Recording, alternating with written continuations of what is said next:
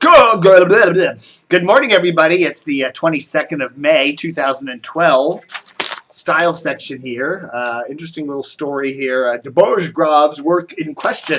A nice piece here from Erik Wemple. You know, he broke the... Here's the interesting thing about the style section, okay? One of my gripes about it. This story that Erik Wemple broke, he actually broke last week on his Washington Post media blog, okay? We were, got a bunch of things about how this is a longtime Washington Times columnist there, reporter, was, literally copying stuff from other blogs and other news sources and kind of plopping it down in his columns. And it was an interesting story, and it appeared in Wemple's media blog. What was it? I don't know, end of last week sometime, okay? And then the print edition appears in today's Post on Tuesday. So something like 4 to 5 days after it first appeared in Wemple's blog does it make a print article.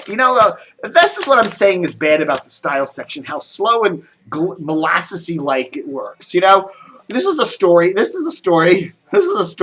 like 3 or 4, it's like almost a week old.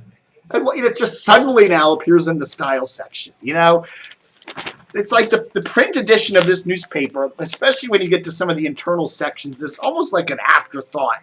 Well, we ran it on the website a couple days ago. We'll slap it in the print edition when we have space available. I don't know. It's again another reason why the style section is really pretty bad. And then you look inside the style section here, and there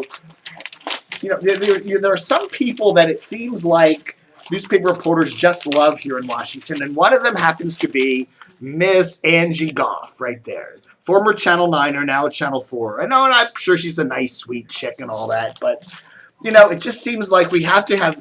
Angie Goff is one of those kind of celebrity hanger-oners that she just seems like she goes to all the right parties and all the right events, and it's like, maybe it's in her contract that they give her an extra couple of bucks every time she gets her picture in the paper. I mean, she really hasn't done much anything. Is she a great journalist? She's pretty, I guess, but she's one of these people, I guess Tommy McFly is kind of like her, where it's like, it just seems like, how many different, media events can we see her at? It almost might be a good thing. It might almost be a good thing for journalism to just say, hey, no Angie Goff in the paper for a year. I don't know. I don't know. It's just like, here's Angie Goff here. Here's Angie Goff there. Here's Angie Goff over here. Who the hell is Angie Goff? There are certain, as I said, there are certain media people. It's like Tucker Carlson, man. Tucker Carlson, I don't know if there's anybody in this city that gets more press coverage than Tucker Carlson. He must be an affable chap. Everybody loves Tucker Carlson. He's just loved. You look at some of these media blogs, not mine, in town, and they just fawn over Tucker Carlson. They just gooey, gloating blog pieces about Tucker riding around on his little motor scooter. Oh, it just gets kind of crazy sometimes. You know what I'm saying? Yeah, know what I'm saying? And then you have Bryan and Bryan there on WMAL who are calling out Chris Matthews for being an Obama surrogate. Oh, he's an Obama surrogate. He's an Obama surrogate. He's being paid by the Obama administration. He's a flack. At the same time, Brian Wilson and Brian Nehman, are surrogates for Romney. It's like the pot calling the kettle black. These guys, they criticize the other people for doing exactly what they're doing.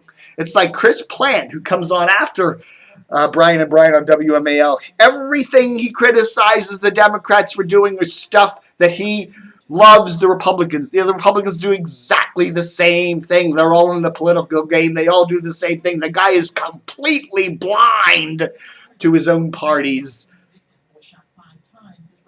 kind of thing.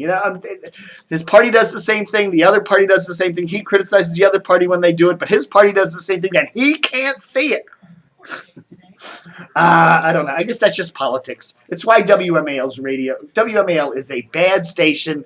It's inept from the top to the bottom. The programming, the talent, the whole station. They just need to wipe the decks clean with some Pine Sol and start over. All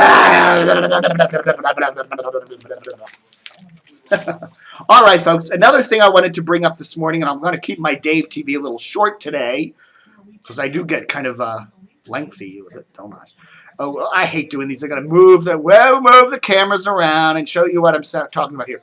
This is part. I found this on Dan Steinberg's sports blog this morning. The promo that Comcast SportsNet did for RG3 there, the big Redskins superstar who's going to save the team in 2012.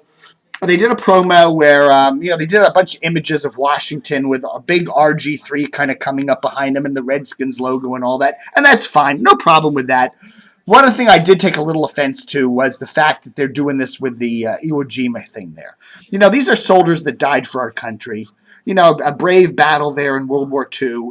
And suddenly this image of these guys who literally died for our freedom being used in a promo to support a Redskin superstar.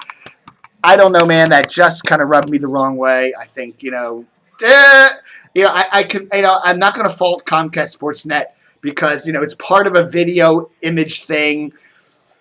And maybe they want to look at that again and say, this image here of putting the big RG3 logo behind, the Redskins logo behind our fighting soldiers who died at Iwo Jima, maybe a little tasteless. Okay, have them come up behind the Washington Monument, have them come up behind the White House and the Capitol building. That's fine. But, don't do an image of soldiers that died in Iwo Jima. That, I think, was a little tasteless. But that's just me. All right, folks, that's Dave TV for today. So, 6.5 minutes. 6.5 minutes. I'm keeping these short. Thanks for watching. So, there.